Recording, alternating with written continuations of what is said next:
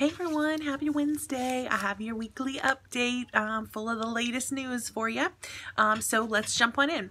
I wanted to remind everybody that our payroll is a little bit different.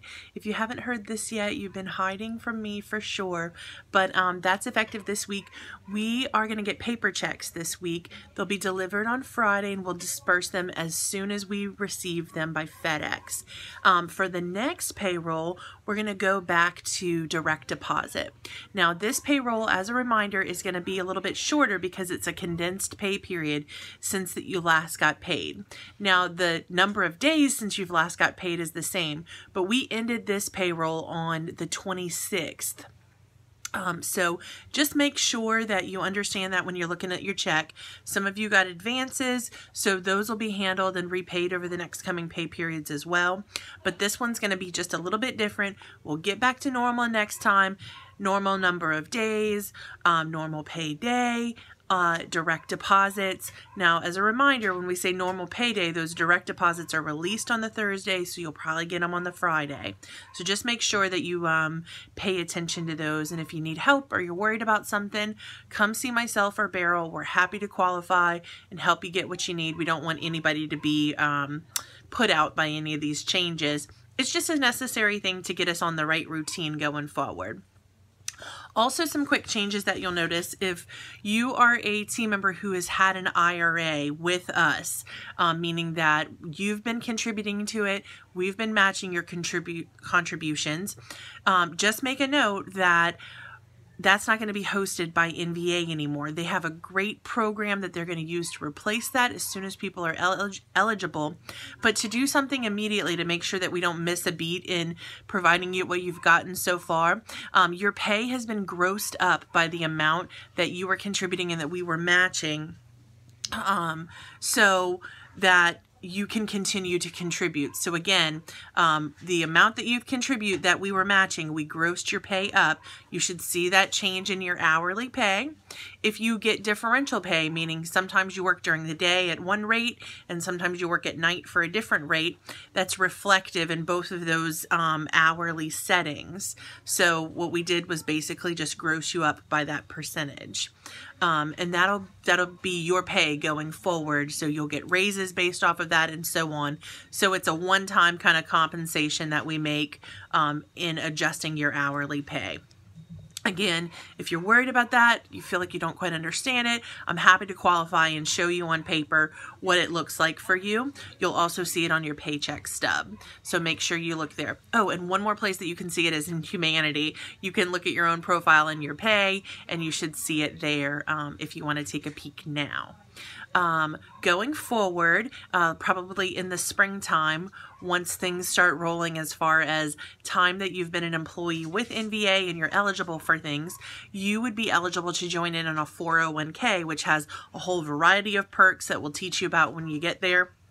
But that would be something to consider and to look forward to, whether or not you have a current IRA or if you're eligible for it now. So just make sure that you understand that. Okay, moving on. The next thing that I wanted to share about is iCare. We've worked out the kinks. Feel free to go ahead and recommend iCare. It was basically like a recurrent payment thing that's a flaw in their system. They're working on fixing it, but in the meantime, we found a workaround. So I'm very comfortable with us continuing to offer that to clients. I had told you to press pause. Just press play again. You can offer it just as you were before. No new stipulations or rules on that. We're going to have some help from the customer care team to keep things going until iCare fixes the glitch in their system and things are back to being automated. So CCS team will be getting with you directly on those things. The next thing that I wanted to talk about, very important, but I think it just slips through the cracks and people need to be reminded every so often, and that's about sharing pet pictures from LVCC on your personal social media like Facebook and Instagram and so on. You can't do that. It's a rule. We have a social media policy that you signed. It's in our handbook. It's very, very important because it's a legal issue. And I understand that you can get permission from a pet owner directly, but I never know that, and I can't protect someone's verbal authorization if they changed their mind or if they decided to hold it against you for some kind of way. It's not appropriate, and it can cause some legal issues for us. So I have to be a stickler and ask you to not do that. So let me paint this little scenario for you. Let's say that you're walking through the lobby and you love bulldog puppies, and there's one in the lobby, and you grab it and you say, "Hey ma'am, can I take a picture with your dog?" And she loves that idea and says yes. You can't post that on your own social media. I need you to understand that. What you can do is you can use a hospital device and send it here, and if that owner has given us written permission on their new client form, we can post it on the LVCC page. You can go see that and then share it to your own page from LVCC, but you can't organically post that on your own.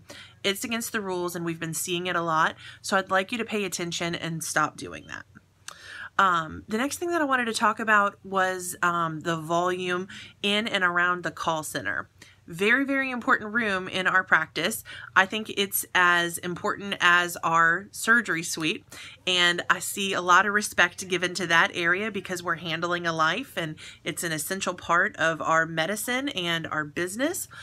Think about the call center in the same way and respect that zone. Be quiet in and around it. So that means no yelling down the hall. That means no barging in and starting your own conversation with one individual while others are on the phone. It's a very important part of our practice. It's unique in that we want to give the best service out of that, but it's right in the center of a lot of busy stuff. So we have to be very respectful that those two ideas don't work against each other. So please make sure that you're respectful of that space, quiet going in and coming out and surrounding that. No yelling, no side conversation. Know that they're doing a lot of really good work in there. And if you want the fruits of that labor, you have to really treat it with a lot of respect. So please start doing that.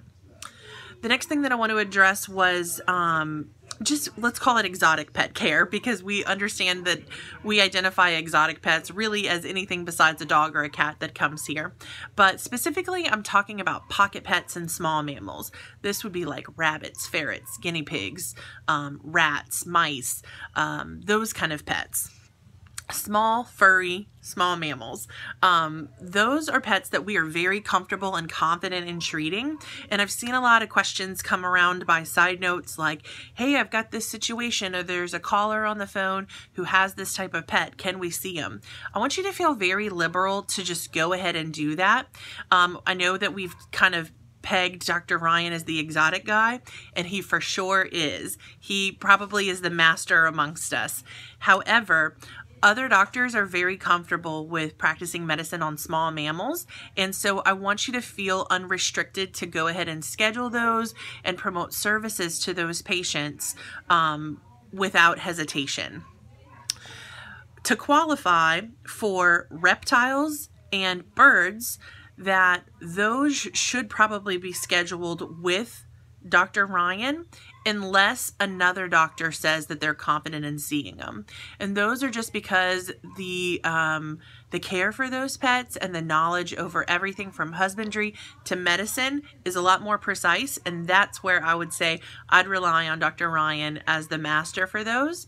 And so maybe something that you could offer would be to schedule a very early morning appointment with them if they weren't comfortable in coming in during the times that he works, or if it's not emergent, to take a work list message and see if we can work through what needs to happen for them immediately.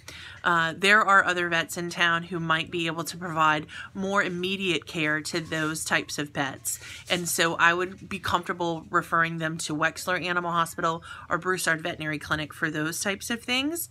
I'm not confident in what they do and who they treat, but those would be my first leads on that. If the owner felt like it was an emergent thing and Dr. Ryan was not available. But let's separate those two out. Small mammals, pocket pets, do see, anyone can see, send them here. Reptiles, If Dr. Ryan is not available, then refer to those other clinics. So please do that unrestricted. Don't feel like you have to ask for permission or paint the scene of what's going on with that pet via side notes. Just put them on the schedule as you would any other cat or dog. All right, so the last thing that I wanted to share about is Family Adventure Day is coming up. It's in March. I believe the date is March 16th. That's going to be on a Saturday. Last year when we hosted Family Adventure Day, we had a lot of things going on and weren't able to have it on site. So we had a tent. We hosted it off-site at the Bayou Church. However, this year with the gain of our lots, our gravel lots, we're going to have it back hosted here, but in a tent in our lots. So people can come to our location and have the benefit of seeing our practice and no confusion over where to go, but everything's going to be handled in the lot so that it doesn't impact our patient care and our business that we have on a busy Saturday. So pretty soon we're going to be calling for volunteers as we get stations together and need help making that happen. Again, it's an awesome cause. If you're unfamiliar with Family Adventure Day, look it up. Read about it. It's so amazing what they accomplish and how they raise these funds, because it's a win-win. Everybody's benefiting. The businesses who participate, the families who participate, and then of course the fund recipients at the end. All of that money goes to bereavement services and grief counseling for young families who have experienced a loss. So absolutely just wildly passionate about this organization, and I think that you'll fall in love with this process if you're looking to volunteer.